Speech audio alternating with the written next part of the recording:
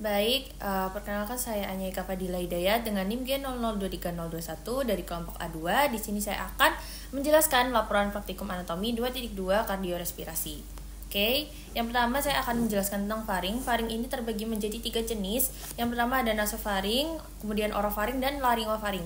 Untuk nasofaring itu terletak di vertebra cervicalis 1 sampai vertebra cervicalis 2 dan fungsinya sebagai fungsi respirasi. Kemudian di sana terdapat coana, opte, recessus pharyngeus, dan lain-lain. Kemudian orofaring itu terletak di vertebra cervicalis 2 sampai vertebra cervicalis 3. Ini harusnya vertebra cervicalis 3. Nah, fungsinya sebagai proses pencernaan untuk menelan. Kemudian di sana terdapat tonsila palatina, fossa tonsillaris, dan lain-lain. Yang terakhir ada laryngofaring, itu terletak di vertebra cervicalis 3 sampai vertebra cervicalis 5. Di sana terdapat fossa piriformis dan adytus laryngeus. Di sini bisa dilihat ada laryngofaring ini di sini.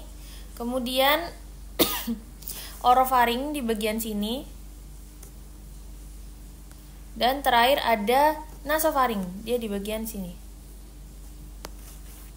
Nah, next ada kardio. Kardio itu terbagi menjadi interna dan eksterna. Di sini saya akan menjelaskan tentang yang interna terlebih dahulu. Pada kardio interna terdapat atrium dan ventricle. Nah, untuk yang pertama adalah ada atrium dextra.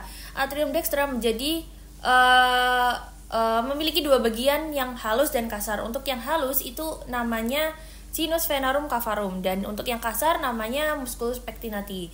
Nah, 2 bagian ini dipisahkan oleh crista terminalis yang ada di bagian dalam dan sulcus terminalis yang ada di bagian luar. Kemudian ciri khas pada atrium adanya fossa ovalis. Nah, fossa ovalis ini adalah obliterasi dari foramen ovale yang berada di septum interatriale atau pembatas antara atrium dexter dan sinister, seperti itu. Kalau terjadi masalah atau klinisnya itu namanya patent foramen ovale. Artinya tidak bisa si foramen ovale ini tidak bisa menjadi fossa ovalis, seperti itu. Kemudian lanjut ke ventricle dextra, terdapat 3 trabecula carne. Yang pertama ada musculus papillaris, di sana ada chorda tendinea. Jadi musculus papillaris dan chorda tendinea ini berperan dalam mekanika katup jantung juga. Kemudian ada trabecula septomarginalis, di sana terdapat bundle of His, dan ada rigi-rigi biasa yang menonjol pada permukaan dalam. Nah, juga ada septum interventriculare yang memisahkan antara ventricle dextra dan sinistra. Next, di sini atrium sinistra. Untuk atrium sinistra kurang lebih sama seperti atrium dextra, ada sinus venarum cavarum sebagai bagian yang halus dan musculus pectinati sebagai bagian yang kasar, dan dipisahkan oleh crista terminalis di bagian dalamnya, juga sulcus terminalis di bagian luarnya. Kemudian ciri khasnya atrium tadi masih ada fossa ovalis di sini. Kemudian ada septum interatriale yang membatasi atrium sinistra dan dextra. Kemudian ventricle sinistra, di sini dia ciri khasnya adalah pembentuk apex cordis. Nah, kemudian di ventricle sinistra ini terdapat namanya vestibulum aorta. Itu adalah bagian ventricle sinister yang mendekati aorta. Jadi dia berada di dekat aorta. Kemudian di ventricle sinistra, ciri khas lainnya adalah miokardiumnya atau muskulusnya lebih tebal karena dia harus memompa darah ke seluruh tubuh atau ke sistemik. Jadi tekanannya harus lebih besar. Kemudian ada musculus papillaris yang memiliki chorda tendinea juga masih sama, dan ada septum interventriculare juga. Kemudian saya masuk ke kardio eksterna. Untuk kardio eksterna sendiri itu jantung atau core memiliki basis facies dan margo. Untuk fasiesnya itu ada 3, fasies anterior, fasies pulmonalis sinister, dan fasies pulmonalis dexter. Kemudian ada bagian basisnya juga, itu dia menghadap ke bahu kanan. Kemudian ada bagian apex, itu menghadap ke pinggul sebelah kiri. Dan ada 2 margo inferior atau namanya acutus, juga ada margo obtusus. Oh, izin ralat. Untuk fasies ada 4, yaitu anterior, pulmonalis dexter, pulmonalis sinister, juga yang terakhir diafragmatika. Kemudian untuk batas core atau batas jantungnya itu kanan atas ada SIC2 dengan di linea parasternalis dextra, kemudian di kiri atas SIC2 linea parasternalis sinistra, kanan bawah SIC4 linea parasternalis dextra, dan kiri bawah SIC5 linea mid clavicularis sinistra atau tempatnya apex cordis di sini. Oke, lanjut. Valva cordis atau katup jantung itu terbagi atas 2, yang nantinya akan dibagi lagi menjadi dua jenis. Yang pertama ada valva atrioventricularis, itu valve atau katup yang menghubungkan antara atrium dan ventricle. Pertama ada valva tricuspidalis atau atrioventricularis. Kemudian dexter. Kemudian ada valva mitralis atau atrioventricularis sinister. Kemudian selanjutnya ada valva semilunaris, dia yang menghubungkan antara ventricle dengan pembuluh darah yang besar gitu. Ada aorta sama pulmonalis.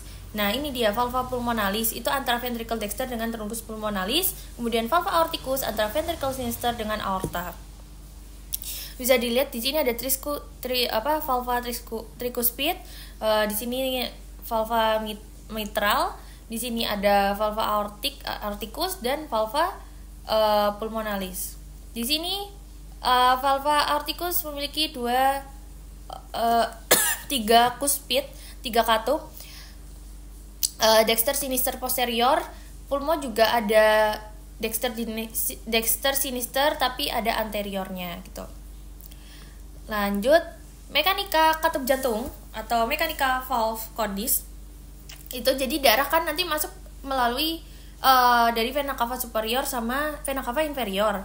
Nanti dia akan masuk ke atrium kanan, melewati katup tricuspid, kemudian ke ventricle kanan, melewati katup pulmonal, kemudian arteri pulmonalis, kemudian ke paru-paru, baru ke vena pulmonalis, kemudian ke atrium kiri, melewati katup tricuspid, lalu ke ventricle kiri, melewati katup aorta, nanti dari aorta ke seluruh tubuh.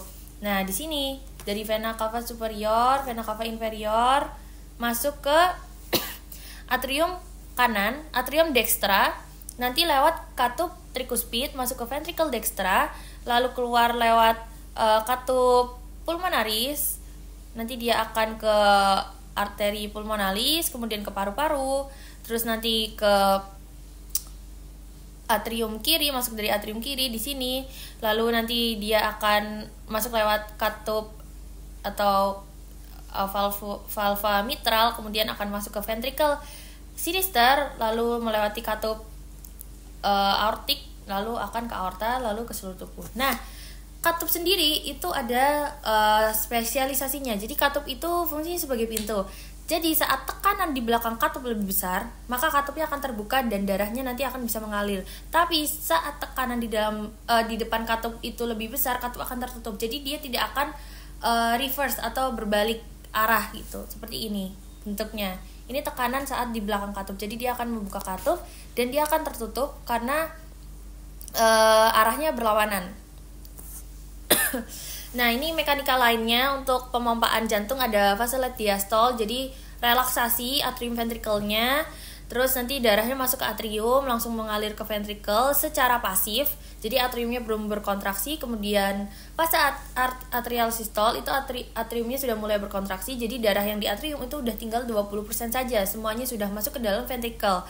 Kemudian ada fase isofulmic ventricle contraction, itu tahap awal kontraksi dari ventricle. Jadi darah yang di ventricle itu udah penuh tapi belum keluar. Jadi katup atrioventrikularnya itu masih tertutup. Katup atrioventrikularnya itu sudah tertutup tapi katup semilunarnya itu belum kebuka. Karena tekanan dari fase ini belum cukup kuat.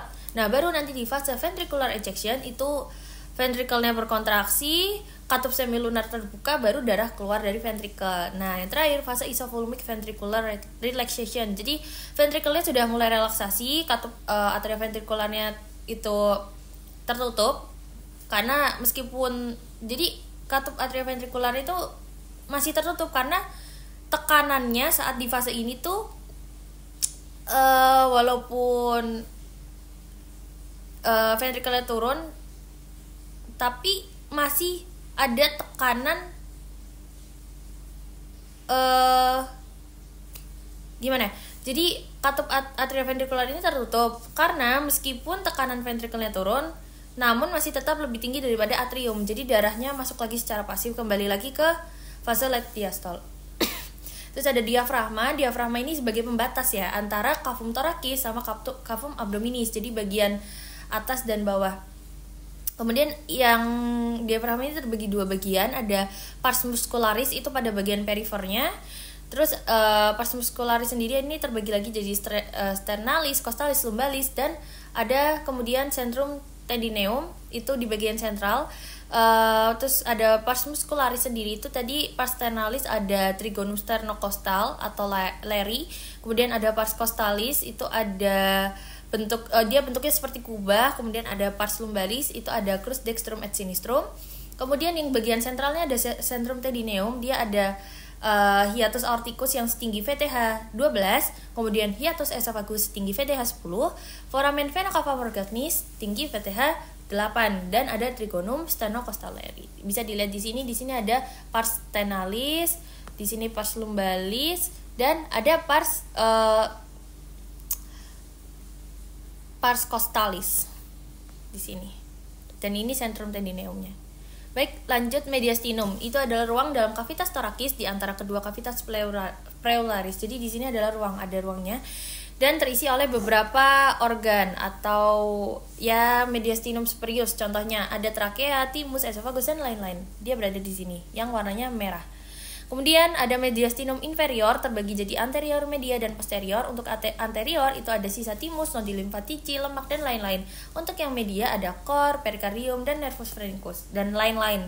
Kemudian ada mediastinum yang inferior posterior itu aorta thoracica, esophagus, dan nervus vagus, juga lain-lain. Bisa dilihat di sini yang warna biru itu dia mediastinum inferior anterior, yang oranye itu mediastinum inferior media, dan terakhir ada yang warna hijau ini mediastinum inferior posterior. Nah, sudah selesai. Baik, sekian dari saya. Terima kasih. Mohon maaf atas kesalahan atau koreksi.